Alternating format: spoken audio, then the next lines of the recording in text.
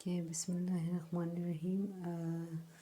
Today in this video we are talking about the implementation of stack using C++, object-oriented programming language. Okay, so in this video we are going to create a class by the name stack, and then we will introduce some methods in that class. यहाँ पे हम एक class create कर रहे हैं stack के नाम से, ठीक है। और इसके अंदर हम अभी कुछ डेटा मेंबर्स डिक्लेयर करते हैं एज प्राइवेट इंट टॉप। जैसा कि हम जानते हैं कि top is a pointer with the help of which we push item to the stack. और एक एरे हम डिक्लेयर करते हैं ऑफ साइज 5, ठीक है। इस वीडियो में हम स्टैक का इम्प्लीमेंटेशन जो है एरे फॉर्म में कर रहे हैं, ठीक है। तो एक हमने 5 साइज़ का एक एरे लिया है और इसका जो सब्सक्रिप्टिंग होगा वो 0 1 2 3 से स्टार्ट होगा। Okay, now we are going to create a constructor for the stack class. Stack class के अंदर हमने एक stack का मेथड इंट्रोड्यूस किया जो कि कंस्ट्रक्टर कहला रहा है, ठीक है। इस कंस्ट्रक्टर का काम है कि ये स्टैक को इनिशियलाइज करेगा विद द इनिशियल वैल्यू 0, ठीक है। तो हमने फॉर लूप यहाँ पे इंट्रोड्यूस किया। फॉर लूप को हमने 5 टाइम्स एग्जीक्यूट किया, इटरेट किया, और इसमें हम एवरी टाइम एरे में 0 वैल्यूज़ असाइन करें, यानी हमारे पास एरे में हर लोकेशन पे 0 वैल्यू को हमने असाइन कर दिया है, ठीक है। तो ये क्या करेगा कि 0 1 2 3 सब्सक्रिप्ट पे जो लोकेशन है उस पर 0 0 असाइन कर देगा। और इनिशियली हम टॉप को -1 रखते हैं, ठीक है, क्योंकि टॉप जो है अगर स्टैक एम्प्टी होगा तो top is -1, right. Okay, now यहाँ पे हम एक मेथड पुश इंट्रोड्यूस करते हैं। और ये पुश मेथड, इसका काम जो है ये एक वैल्यू को स्टैक टॉप पे पुश करेगा, ठीक है। तो पुश एल्गोरिथम को हम यहाँ इम्प्लीमेंट कर रहे हैं। इस स्टैक क्लास के अंदर हमने पुश मेथड इंट्रोड्यूस किया और यहाँ पे वेल जो है एक वैल्यू है जो इस पुश एल्गोरिथम को मिलेगी। Okay, so whenever we will call this push algorithm we will pass a value, right. We know that for pushing a value first we have to check the overflow, ठीक है। हमने overflow को check करना है। Overflow हम कैसे check करेंगे कि we will compare the value of top with the size of the array. हमारे पास इस वक्त अगर टॉप 4 बनेगा, ठीक है, तो इसका मतलब है कि एरे स्टैक में मज़ीद जगह नहीं है कि हम उस पर आइटम पुश करें, ठीक है। तो हमें मैसेज आएगा ओवरफ्लो का, ठीक है। If top is equal to 4, ठीक, अगर ये कंडीशन ट्रू होगी तो हमारे पास मैसेज आएगा स्टैक ओवरफ्लो है, ठीक है। अब अगर ओवरफ्लो नहीं है तो एल्स में हम क्या करते हैं, एल्स पोर्शन में हम टॉप को इंक्रीमेंट करेंगे by using the increment operator top plus plus, ठीक है। इनिशियली -1 होगा तो टॉप प्लस प्लस जो है इसको 0 बना देगा। अगर फर्स्ट टाइम हम कॉल कर रहे हैं तो top will point two the first location of the stack, ठीक है। ओके, और फिर हमने आइटम पुश करना है, तो चूंकि हम एरे के टॉप लोकेशन पर आइटम पुश करेंगे तो we will use array of top is equal to value, ठीक है।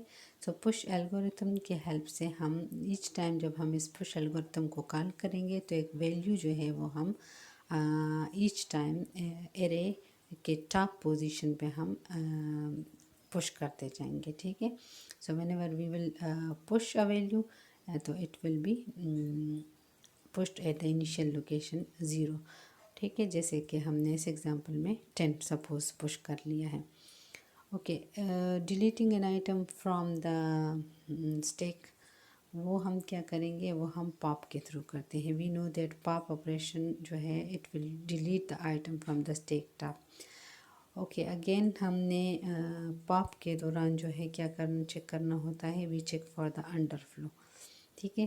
तो अगर अंडरफ्लो हम कैसे चेक करते हैं कि अगर आपके पास टॉप जो है वो -1 है, मीन लेस देन 0 है, ठीक है। हम लेस देन 0 भी लिख सकते हैं और हम इक्वल टू -1 भी लिख सकते हैं, ठीक है। तो इसका मतलब होगा कि हमारे पास क्या है, अंडरफ्लो है, ठीक है। तो अब अगर टॉप -1 होगा तो हमें अंडरफ्लो कंडीशन मैसेज आएगा। अगर अंडरफ्लो नहीं है तो इसका मतलब है कि स्टैक में कोई ना कोई आइटम मौजूद है रिट्रीविंग के लिए, ठीक है। तो हम रिट्रीव कर सकेंगे कोई ना कोई वैल्यू। यहाँ पे हमने पॉप वैल्यू एक वेरिएबल डिक्लेयर किया, अब टाइप इंट। अब हम स्टैक से चुन के वैल्यू को रिट्रीव कर रहे हैं, ठीक है। तो सपोज़ टॉप जो है वो फर्स्ट लोकेशन पे है, ठीक है। तो आपका जो वैल्यू है 20 वो रिट्रीव होगा 1 लोकेशन पे है, ठीक है। फिर टॉप को डिक्रीमेंट होना है तो हम क्या करेंगे, हमने टॉप से जो वैल्यू रिट्रीव कर दी है उसके बाद हमने उस लोकेशन पे 0 पुट कर देना है और टॉप को डिक्रीमेंट कर देना है। जैसा कि आपको नज़र आ रहा है कि अगर टॉप 1 होगा तो उस पर वैल्यू 20 है। ये 20 जब हम रिट्रीव करेंगे तो हम इसको एक वेरिएबल में डाल देंगे, ठीक है। वो वेरिएबल क्या है, वो पॉप वैल्यू वेरिएबल है, ठीक। उसके बाद टॉप डिक्रीमेंट हो जाएगा, वो 1 स्टेप नीचे आ जाएगा। जैसे आप देख सकते हैं कि after assigning it to the pop value, top is decrementing and then we are going to return it, ठीक है। हम क्या करेंगे, हम इस वैल्यू को रिटर्न कर देंगे, ठीक है। Okay, so this is the pop algorithm with the help of which we will delete an element from the stack. Okay now हम एक डिस्प्ले का फंक्शन जो है मेंबर फंक्शन इंक्लूड कर रहे हैं। जो इसका काम क्या होगा, it will display the values of the stack. ये क्या करेगा, ये स्टेक की वैल्यूज़ को डिस्प्ले करेगा। So we are using a for loop, यहाँ पे हम एक फॉर लूप यूज़ कर रहे हैं, ठीक है। एंड वी चूँकि वैल्यूज़ जो है वो स्टेक से टॉप से वैल्यूज़ रिट्रीव होती हैं, ठीक है। तो जो वैल्यू पहले हमने लास्ट में पुट की थी वो फर्स्ट रिट्रीव होगी, ठीक है। तो पॉइंटर जो है हम i = 4 से इस वजह स्टार्ट लेंगे, ठीक। यानी हम 4 से स्टार्ट लेंगे, ठीक है। हमारी टॉप वैल्यू जो है 4 होगी, ठीक। जब फॉर लूप चलेगा तो आपके पास वैल्यू जो है वो रिड्यूस होती जाएंगी, लेकिन सेकेंड आइटरेशन पे i3 बनेगा, फिर 2 बनेगा, फिर 0 एंड फिर -1 बनेगा, ठीक है। तो डिस्प्ले का फंक्शन जो है वैल्यूज़ को डिस्प्ले करेगा कि भाई स्टैक में क्या वैल्यूज़ एग्जिस्ट कर रही हैं। यहाँ हम एक सी आउट स्टेटमेंट दे रहे हैं जो कि एरे में मौजूद जो वैल्यूज़ हैं उसको डिस्प्ले करेगा, और ये एरे हमारा स्टैक की तरह बिहेव कर रहा है, ठीक है। सो आप देख सकते हैं कि हमने सी आउट स्टैक एलिमेंट का मैसेज दिया, ठीक है। हमें एक मैसेज आएगा first of all stack elements. Okay now stack जो है दिस इज़ द क्लास है, तो हम इसके मेन में क्या करेंगे, ऑब्जेक्ट क्रिएट करेंगे, ठीक है।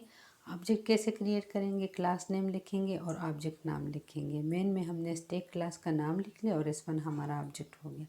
नाउ S1 डॉट डिस्प्ले अगर हम करते हैं, यानी हम देखते हैं कि स्टैक में क्या है, ठीक है। पहली दफ़ा हम रन करते हैं कि भाई स्टैक में क्या है, तो हमने डिस्प्ले मेथड कॉल कर दिया। S1 ऑब्जेक्ट है, डॉट ऑपरेटर है। आप देख सकती हैं कि हमारे पास जो स्टैक का जो रिज़ल्ट शो हो रहा है वो तमाम के तमाम एलिमेंट 0 0 आ रहे हैं, क्योंकि S1 जो है वो स्टैक का ऑब्जेक्ट है और इनिशियली स्टैक कंस्ट्रक्टर ने इसको इनिशियलाइज़ किया है 0 के साथ। आप देख सकती हैं कि स्टैक कंस्ट्रक्टर में हमने फॉर लूप दिया है जो कि क्या कर रहा है, स्टैक में वैल्यूज़ को 0 से इनिशियलाइज़ कर रहा है। तो तमाम स्टैक के जो एलिमेंट्स हैं वो आपके पास 0 0 आ गए हैं, ठीक है। अब अगर आप कहते हैं S1 डॉट पुश, आप कोई एलिमेंट पुश करना चाहते हैं, सपोज़ आप कोई वैल्यू पुश करना चाहते हैं, तो ये जो पुश एल्गोरिथम जब पुश फंक्शन कॉल होगा तो हमारी जो वैल्यू होगी, हम जो वैल्यू पुश एल्गोरिथम को देंगे, जैसे हम 10 दे रहे हैं तो ये पास हो जाएगी टू द वेरिएबल वेल, ठीक है। और वेल वेरिएबल के बाद ये असाइन हो जाएगी स्टैक के फर्स्ट उस पर, ठीक। अब अगर आपने कोई और वैल्यू पुश करनी है जैसे 10 20, तो हम उसको एक एक करके पुश करते जा रहे हैं, ठीक है। S1 dot display. अब अगर हम दोनों वैल्यूज़ को देख लें, हमने 2 वैल्यूज़ पुश कर दी हैं 10 और 20। नाउ यू कैन सी के फर्स्ट जो जो फर्स्ट वैल्यू इंसर्ट हुई वो 10 है, फिर उसके बाद 20 है, और जो बाकी सारी वैल्यूज़ है वो 0 0 है, क्योंकि हमने इनिशियली फर्स्ट 0 लोकेशन पे वैल्यू इंसर्ट की है और हमने 1 लोकेशन पे वैल्यू इंसर्ट कर दी है। ठीक है, जबकि बाकी लोकेशन जो है वो फ़िलहाल हमारे पास एम्प्टी है। ठीक है, आप देख सकते हैं आउटपुट स्क्रीन पे। ठीक, हमने एरे का जो इम्प्लीमेंटेशन किया है वो लाइक अ स्टैक किया है। क्लियर? ओके, अब अगर हम वैल्यू को रिट्रीव करना चाहते हैं तो हम क्या करेंगे, हम पॉप फंक्शन यूज़ करेंगे। ठीक है, पॉप फंक्शन क्या करेंगे, वो वैल्यू को रिट्रीव करेगा। तो हमारा पॉप फंक्शन अगर हम देखें, हमने एक वैल्यू जो है वो